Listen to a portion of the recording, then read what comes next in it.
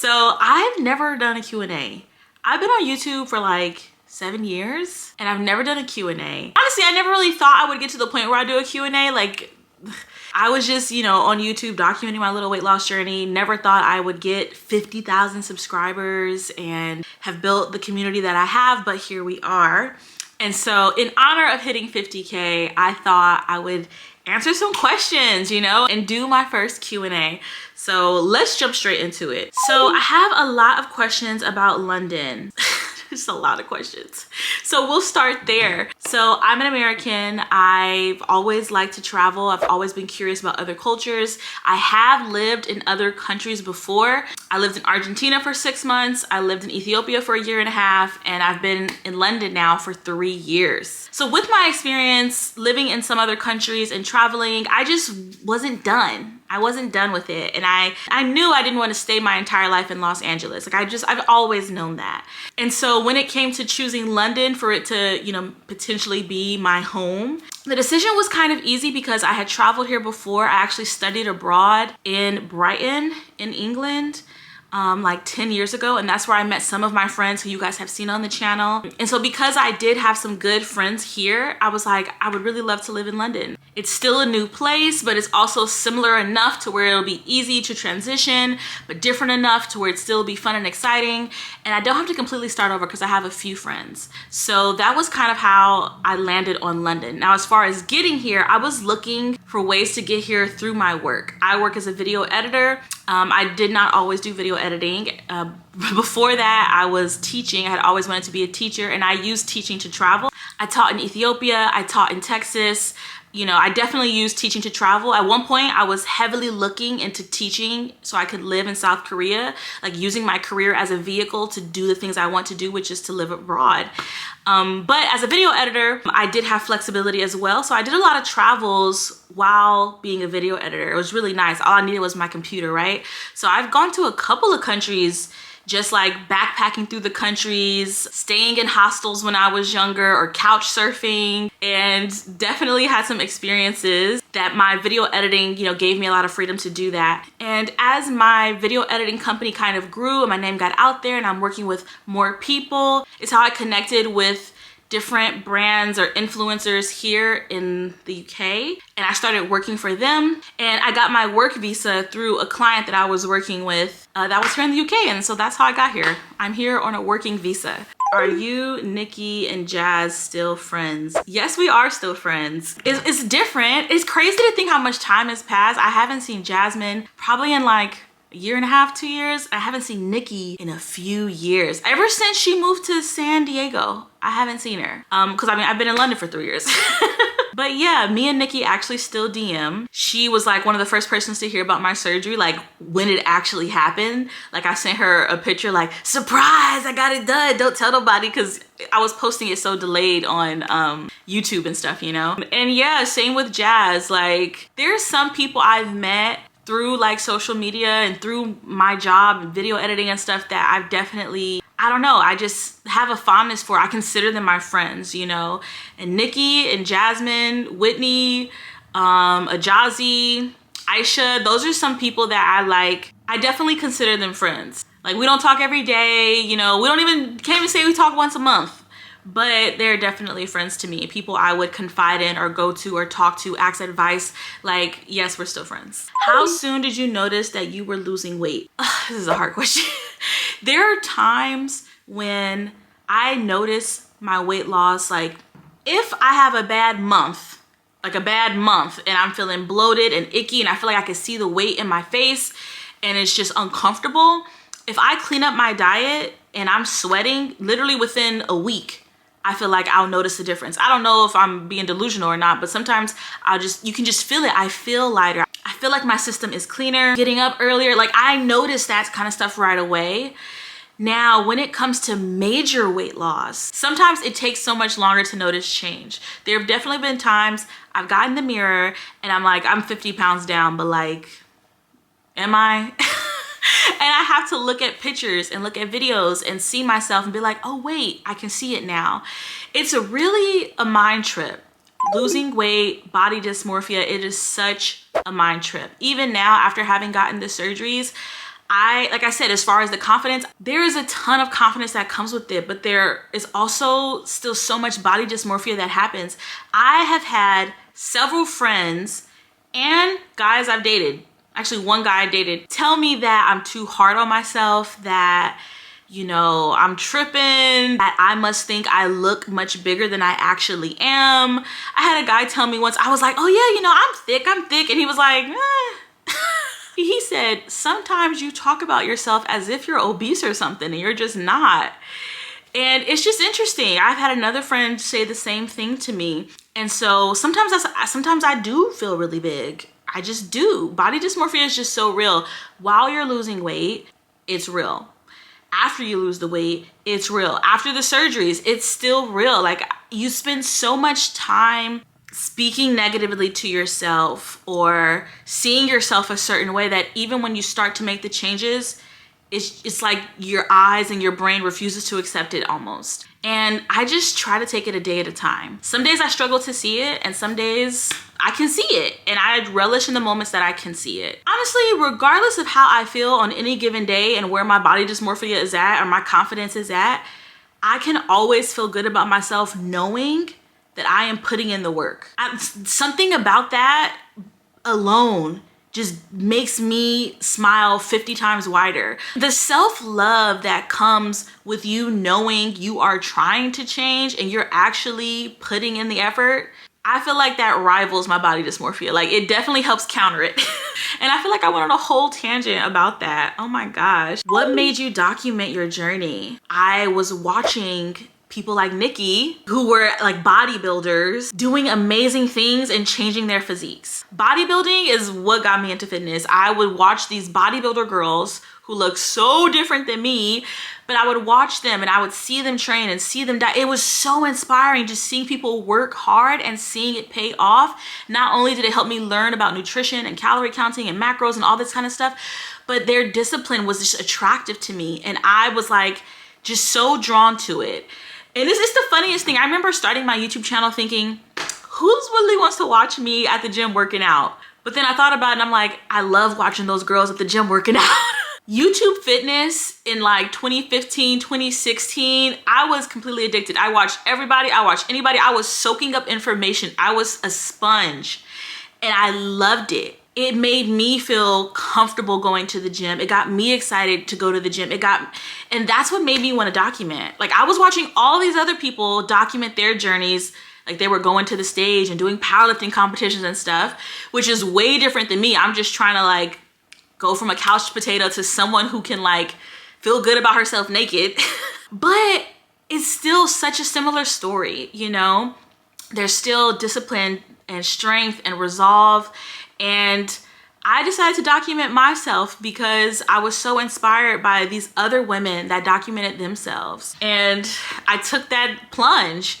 And it's funny, I didn't tell nobody. I started my Instagram. I blocked everybody in my family, all my friends. I blocked them all so they could not see what I was doing. And it wasn't until, I guess, I started feeling more confident and comfortable and just proud of what I was doing that I started sharing it with my closest friends and unblocking my family members and stuff. And now, like, they all know. I still get embarrassed about it.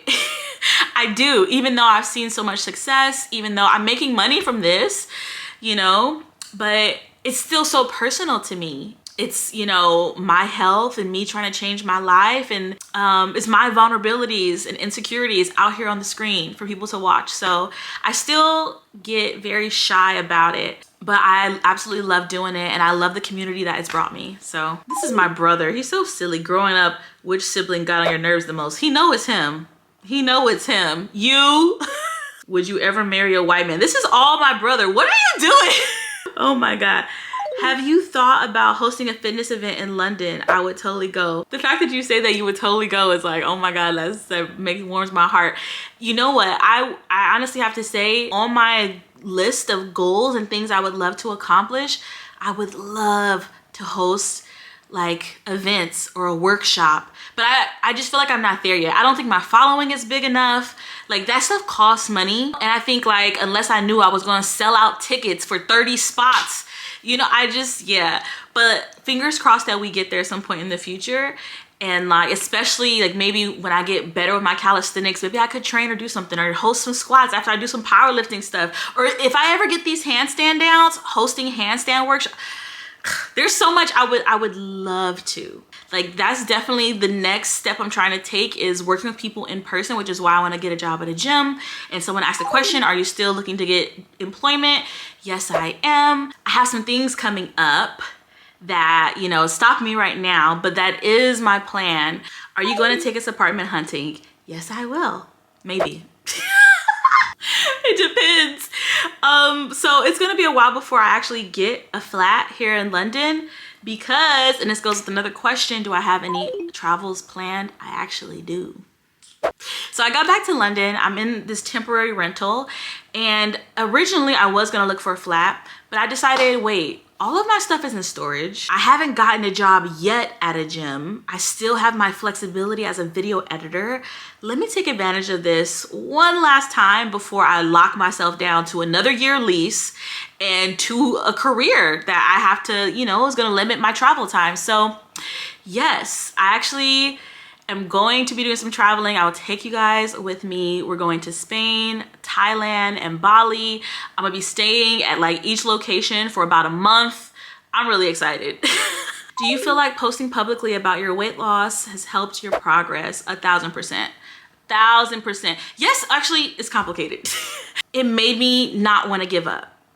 Like, I never wanted to give up anyway, but sometimes you get so defeated and so down on yourself, you do want to give up. I took breaks. I took months off from really trying. I was just maintaining, or maybe even slowly gaining, you know, especially in the past. I'd be like, okay, no, like, I've already started this journey. I have publicly gotten on camera and said things that's out there in the world.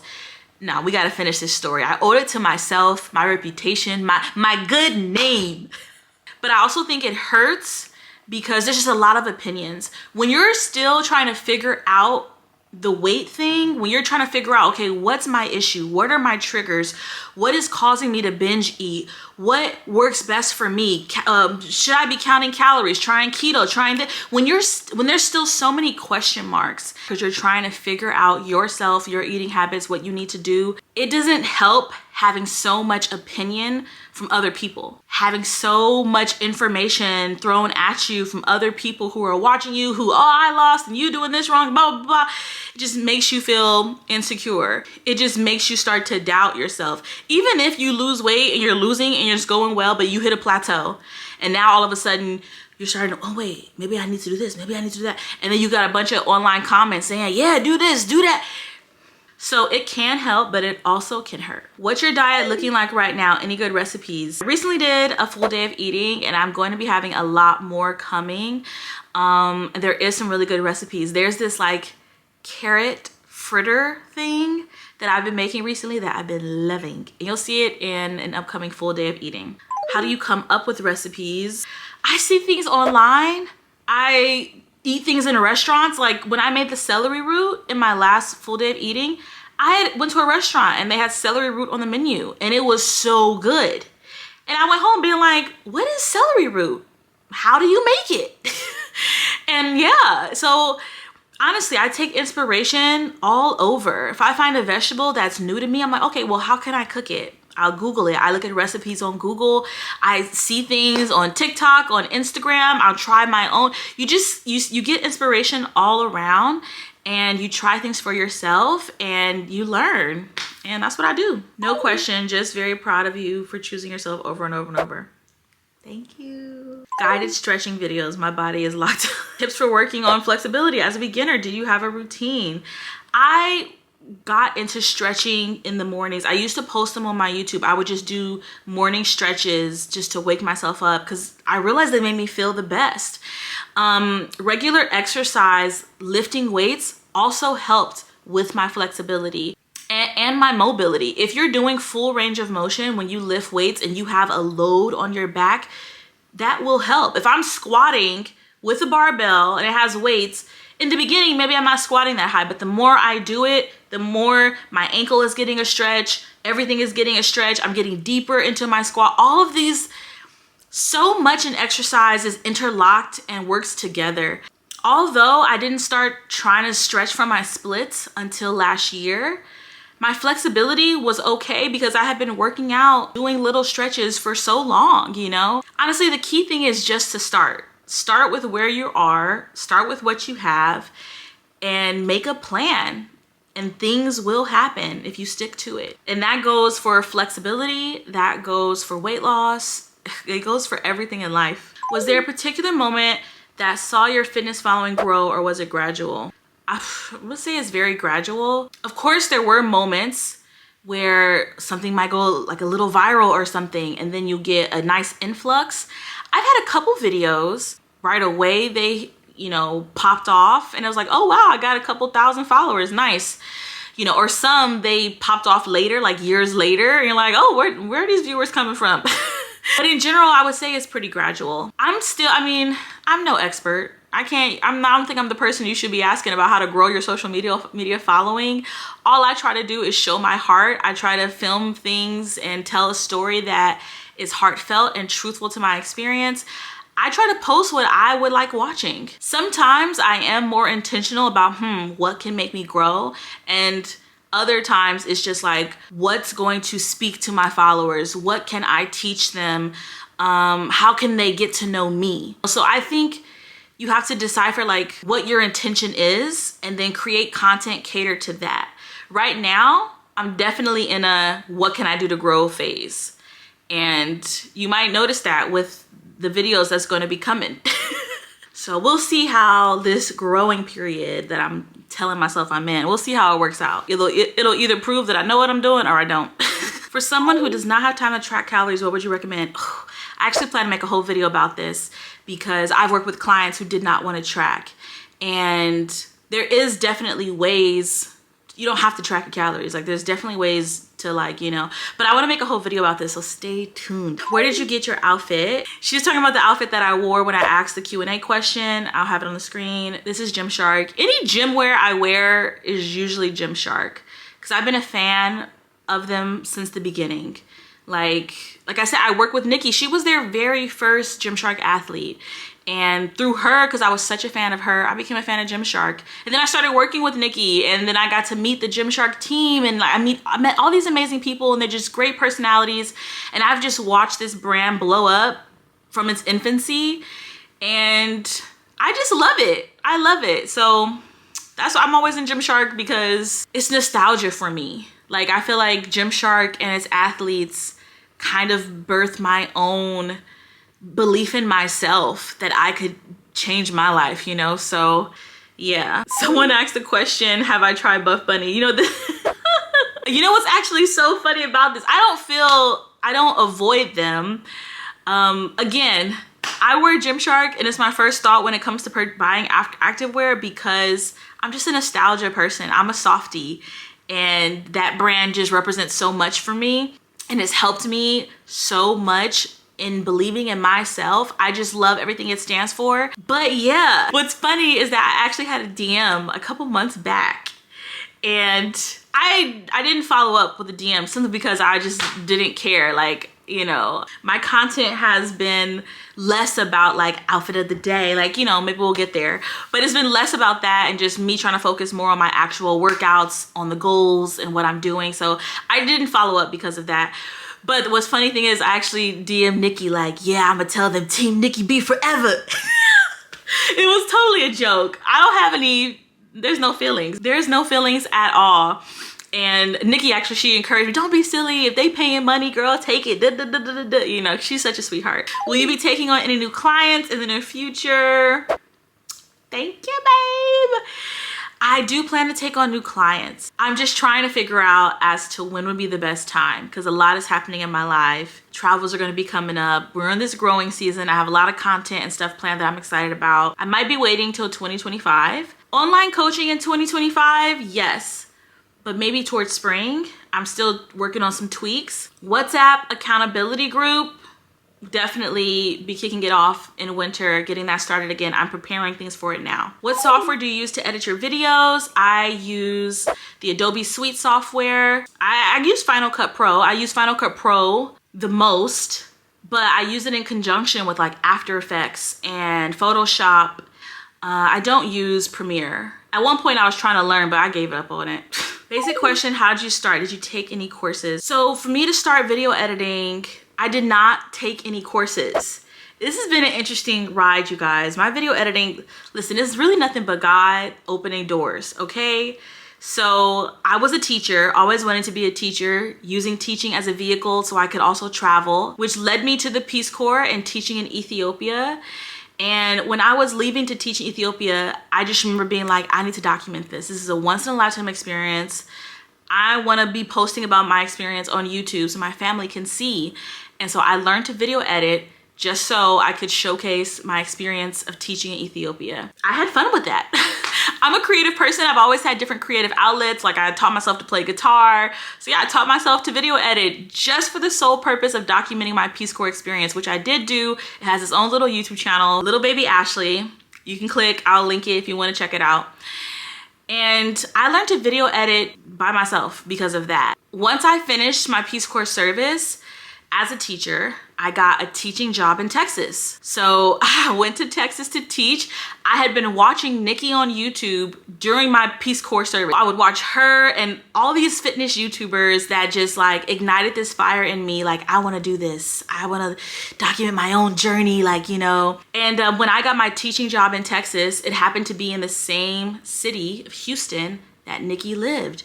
So I was like, oh my God, the YouTuber I watched, the girl, she lives in this area. I'm gonna join her gym. I joined her gym and I ran into her at the gym one day. And I went up to her and was like, oh my God, I love your YouTube channel. You're so awesome. And she was such a sweetheart. Like after that, we just kind of started becoming friends. She saw I could edit. I started editing for her.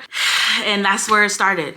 That's how it happened. It's crazy when I think about it because it's all just so coincidental. Teaching, taking me to Ethiopia, so I started learning to video edit. Then my teaching took me to Texas where I met my favorite fitness influencer. I started editing for her. And then all these other people started reaching out and I started editing business and now here I am in London. It's crazy how it all happens and I really think it's nothing but God. I feel like all I really do is enjoy the moments that I'm in and have fun with whatever I'm doing, and God opens doors and I'm like, oh well, let's just mosey on through, like literally. So I did not take any courses. I've never taken courses. I'm completely self-taught as a video editor, which is why like starting my business and the way it's grown and the people I've managed to work for, it's just been amazing. I've been luckily working with people that allowed for me to grow with them. And YouTube University. I wanted to figure out how to do things. I would go on YouTube and that's how I learned to edit. Can you do a UK grocery haul or faves? I will do that. I will definitely be doing that. I'll make sure to do one in an upcoming YouTube video as well as Instagram content because I will be starting this 12-week cut. Very excited about that. Clothes shopping with the new body as soon as I get some money. How do you deal with injuries and pain with running? I haven't had a ton. The only thing I've really had was like my knee. And I think it's just because of how I was running. In the beginning, I also dealt with some shin splints, but I learned that I was just overstriding. And so I had to learn how to properly run basically. Getting proper shoes definitely helped, which I do want to buy a new pair. And yeah, I haven't had too much trouble running. But also I'm not running all the time. I do space my runs out. At the very most, I run 3 times a week. I like to take my time and for my body to slowly acclimate.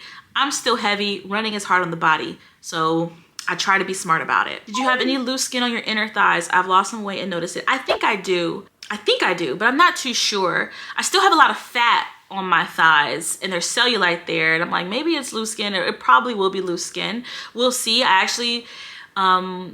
actually will be doing some physique updates for you guys and doing them regularly because I don't always do weigh-ins, so stay tuned for that. How do you handle living alone? What would you change in your current routine?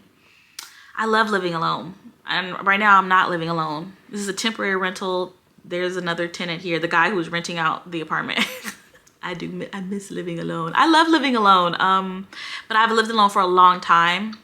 And I'm very introverted, despite what people think. I'm a very introverted person. I'm not shy, but I just like a lot of me time. Would you ever dedicate to YouTube only? I mean, in a sense, I feel like I am only dedicated to YouTube. I post on both platforms. I have a TikTok, I don't use it. Maybe I'll use it some point in the future. But YouTube has always just been like my main thing for me. I have the most fun creating content on it. I feel like I connect with people the best on it. Instagram has always been a bit secondary, although I do plan to start using it more now and trying to be intentional about it. But yeah, YouTube is just, to me, it's, yeah, my one and only. Do you have a link for your jump rope? I have a Nike Speed rope. I mean, I do. I tried to post my links in the description box. You can find my link to my cross rope. I love my cross rope. They have so many different kind of rope. I've talked a million times about it. It's dope. You're missing out. Use code ASH15 for your own. That's all I gotta say. How did you take the step into being your own businesswoman? Y'all are so sweet, hyping me up, businesswoman. Okay. You know, I do want to say, starting my own business, my dad helped me with that. He's a businessman. He has his own business.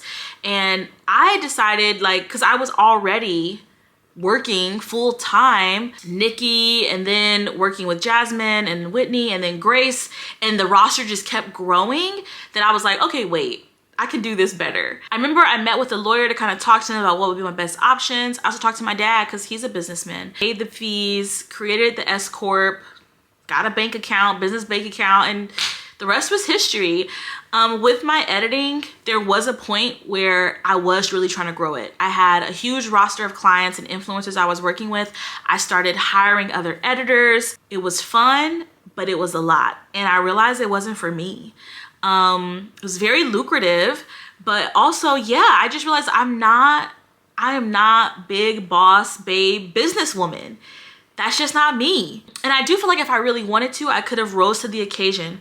But I just felt like there's some things about my personality that just kind of clash with what's necessary for being a boss. I'm very agreeable. I'm non-confrontational. And I feel like for me to properly thrive as a boss, I needed to be better about being to the point, about being better with confrontation, being less agreeable. Like, there was just so much that I feel like I needed to change and work on in order to thrive as like a boss businesswoman. And I just wasn't up for the task. It just didn't appeal to me. I was like, honestly, I got this. I started doing this because I wanted the freedom. I wanted to be able to travel. I wanted to be able to go to the gym. I didn't want to be stuck at work from a 9 to 5. I quickly learned that like starting your own business is not 9 to 5. It's 9 to 9. It's 9 to never stop. Like, it takes up all the time in the world. And especially when I was like trying to grow and I had so many clients and I had editors under me, like subcontractors whose work I had to watch and approve, and it was just too much. So I massively scaled back. I stopped taking clients. I stopped working with the editors I was working with. Like, I just let it dwindle down, because I wanted a better work-life balance. I still wanted my freedom, but yeah. And it also inspired me to just like try to take my own social media stuff a bit more seriously, because this has always been a hobby for me. It's always been fun. It's been a way to document my journey. I realized, like, you know what, I could potentially do better about this and make this a business, and still be able to edit, but also have money coming in from other avenues, from still doing things I enjoy, and I still get my freedom. And if I can get paid to go to the gym, sign me up. So that's the journey we're on right now. I need help with motivation and discipline. Does it have to come from within? Can a PT help? A personal trainer can definitely help. Personal trainers, like, I mean, I think they can come from within, but even coming from the outside, it doesn't have to be a personal trainer, although they can help. If you resonate with a personal trainer and they speak to your soul and they ignite that fire in you, of course that'll be helpful. And some personal trainers do that. That's something I try to do with my clients, because you recognize as a trainer, yes, they might not know how to put a workout together. I'll help them with that. Yes, they might need support and accountability with what they're eating and meal ideas. I'll help with that. But also, I just want them to get excited about working out, about changing their life. I want them to know they are capable of doing this, you know? And that's where that motivation can come from. So personal trainers can help with most motivation, but even outside of a personal trainer, read a book, you know, read some things that get you excited and motivate you. It doesn't always have to come from within. You can listen to podcasts. You can do things that just get you excited about the life that you know you could be living, the person that you know you can be. Why do I prefer London over the US? I was born in the wrong country, y'all. I was born in the wrong country. I like the States. But I love how walkable London is. You know what? Let me not even say I was born in the wrong country. I only know Los Angeles. The US is humongous. I'm sure there's other states and cities within the US that probably would have suited me better over LA. But yeah, the heat in LA is too much for me. I'm allergic to the sun. I don't like it. I like the overcast London. I could be outside all day, every day, and I'm not breaking out in hives and rashes, okay? I can hike, I can do things, and I can be outside without having to worry about the heat. I love that. I love how green it is. I love how walkable it is. Everybody walks. Public transport is amazing. In LA, that's just non-existent. Everyone is in their car. I love the fact that London and England in general is just so close to Europe. There's so many countries nearby. It's so easy to travel, and it's also created a culture where people travel. Americans don't travel like that. I got used to traveling alone because no one in my family was traveling. None of my friends was traveling. It would never leave the group chat. Here, it's normal. I meet more people who are like-minded, who will travel with me, who will do adventurous things with me. I like it better for all those reasons. I also really like the food. I like the restaurant culture here. I think the fruits taste better. It's better. As far as re-entering the dating world post-surgery, I am feeling fine. I am feeling flyer than ever, okay? I'm feeling really good. There was a guy I was seeing. We were seeing each other for a while, so we had like been together and stuff before surgery, and we kept in contact when I was in LA. So like he was there for me and supporting me during my surgery. We would talk on the phone. Like it was so lovely. Of course, since I got back to London, I have seen him since. It's just interesting, you know, being like, oh, so what do you think before and after, you know? It's definitely interesting. But I do feel really good to re-enter the dating world post-surgery. I am back on the apps. I am dating. I have not taken any new dating photos, which my friend was like, you catfishing. You still got them big booby photos of you you catfishing. But I'm like, I don't think people can really tell, right? I mean, if you see pictures of me on my dating app and you're like, she got big boobs, even now you still would be like, she got big boobs, right? As far as dating post-surgery, yeah. Confidence is through the roof. As far as men, physical intimacy, confidence is through the roof. Do you plan on staying in London long term? I'm hoping this is going to be home. I do have travels plans, which I talked about, but I want London to be home. I am looking for a husband, and I want to start a family here. Do you think you'll collab with fitness clothing brands in the future? Yeah, sure. I mean, of course I'm open. I do feel like I probably need to do a better job of like showcasing my workout outfits and trying to look cute in workout outfits, which I will do.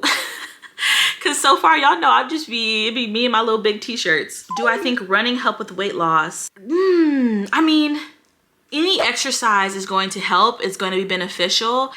I think if you're wanting to lose weight, you shouldn't necessarily turn to running to lose weight. If you want to lose weight, change your diet. If you want to add in any exercise that you think will aid with your weight loss, choose an exercise that excites you. Really, choose anything. I'm not trying to say what's optimal as far as movement for weight loss, but I like to focus on what you're passionate about for movement as far as weight loss. Any movement that you find fun, that you enjoy, that gets you excited to keep going, that's going to be helpful for your weight loss as long as you can keep it up and you keep doing it while staying in a caloric deficit. Yeah, but running for weight loss, I mean, I just started running, you know, not even a year ago. It's been less than a year.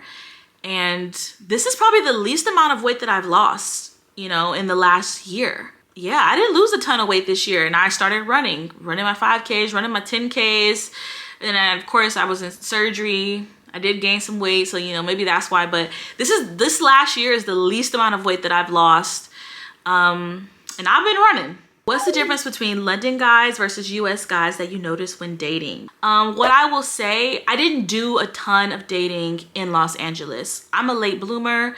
It wasn't until my 30s that I was dating, like in these streets, okay? Yes, I dated. I had boyfriends in LA, but that's it. I was in long-term relationships. I had 2 boyfriends I was with for 2 years each. I didn't do a ton of dating, but what I will say, some of the dating I did when I was a bit younger in LA versus to these men in London, and I want to say it's Los Angeles, all right? It's not the whole of America or even the whole of California. My experience is just Los Angeles. I feel like a lot of the men I meet in London are a lot more practical, pragmatic. I feel like I come across more people who are just more rooted in reality. In LA, I mean, think about it. LA is Hollywood. You get a lot of transplants. You get people who move there for fame. I would meet so many men in my early 20s that was trying to be a rapper, trying to be a ball player, they all wanted to be a star, you know, because that's LA culture and that's what people come to LA for. And it's been so nice dating men here who just seem to have more stable, steady, and secure jobs. They're engineers, or they do software development, or, you know, so like, that's, I feel like for me has been the biggest difference. I also feel like I meet a lot more traditional people here. I mean, LA is LA, you know, but also here, because I predominantly date Black men. So I'm dating a lot of like first, second generation Nigerian, Ghanaian men. They just seem a lot more traditional. So those are the main differences I feel like I've noticed. What's your favorite book? Ugh, this is such a hard question. I will put on screen some of my favorite books though. Some of these questions are like entire videos on its own, you guys. I'm so sorry. I wish I could answer off the top of my head, but I can't. But I will get to them at some point, okay? What podcast do you listen to? I listen to so many podcasts. I'll put some of my favorites on screen. Because you guys, so many of you guys are asking about dating. These are my favorite dating podcasts. Dating Intentionally. Short, sweet episodes, and I think they're really applicable for people who are on dating apps. Like very, very good advice, sound advice, and yeah, short and sweet. The other one, Julian on Love, another really great podcast. She's so eloquent, and I feel like she talks about things that are really just really heart issues. I love these two podcasts, love them. I will be updating you guys on the dating stuff. I know, still currently dating. Just recently ended something with someone, which you'll see in an upcoming vlog, and recently met someone kind of like. What keeps you going consistent, especially when you're not seeing results? This is a hard one to answer. I'm gonna try to keep it short because I do feel like in the beginning I was a lot more results driven, and there are still times where I really want to see results. Right now I'm starting a 12-week cut. I'm definitely trying to see some results, and so during the times where I was results driven, I was looking and getting excited about the scale moving, or seeing how differently my clothes fit, or how my body changed, or seeing how my performance in the gym was growing. I'm getting stronger, I'm getting quicker, I could run longer. All these different things were results that were showing me what I'm doing was working. And although those things still drive me, I feel like I got to a point where I just simply loved living this life. I loved how I felt about myself, about my body, about what I'm capable of. And the lifestyle itself is what just kept me going. And sometimes I'm like just living the life, caring less about results. And then I start caring about the results again. And I'm like, okay, well, let me continue living the life, but also I'm gonna watch my diet a little bit more, you know? So there's just, it's a give and take, a push and pull. I would say what keeps me going is the fact that I just love it, like the thirst for it. I think shifting your focus helps. If you're looking at the scale and you're excited about the scale, but it starts to stall, shift your focus to something else. Start taking pictures, start taking measurements, start keeping track of your progress in the gym, start running and start tracking your progress there. Like just shifting the focus, because there are so many ways to measure progress. So if you're focused on one, just shift it to something else and enjoy shifting it, and continually getting that dopamine hit of just like seeing yourself progress in a million different ways. Okay, that's it for this video. I hope you guys enjoyed this Q&A. I'm sorry, I feel like it's long, and I do feel like it's kind of like just all over the place. There's a lot of questions, and I really tried to answer them as thoroughly as I can. It was really fun going through them. I will see you guys with another video in a few days, because we will be playing catch up. So I hope you're ready for that. Content locked and loaded, okay? Don't forget to give this video a like, make sure you're subscribed, and I will see you in the next one.